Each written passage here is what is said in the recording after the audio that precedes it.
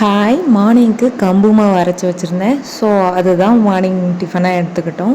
கம்பு தோசை, சுண்டல், சட்னி எல்லாமே எடுத்துக்கிட்டேன். கொஞ்சம் சொன்னேன்ல சோள மாவு, கம்பு மாவு இதெல்லாம் எடுத்துக்கிறேன்னு.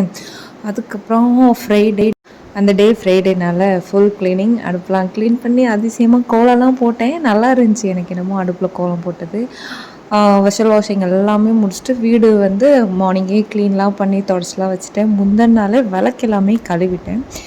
கடையிலேருந்தே எங்கள் மாமா காய்கறிலாம் வாங்கிட்டு வந்தாங்க. ஸோ எல்லா காய்கறியும் தனித்தனியாக எடுத்து வச்சுக்கிட்டு இருந்தேன்.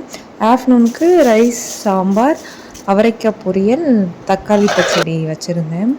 அதை முடிச்சுட்டு ஆஃப்டர்நூன் சாப்பிட்டுட்டு ஈவினிங்க்கு மேலே பூஜையை க்ளீன் பண்ணலான்னு உள்ளே போனால் என் பையன் ஃபுல்லாக திருநார்லாம் கொட்டி சம்பவம் பண்ணியிருந்தான். Full cleaning.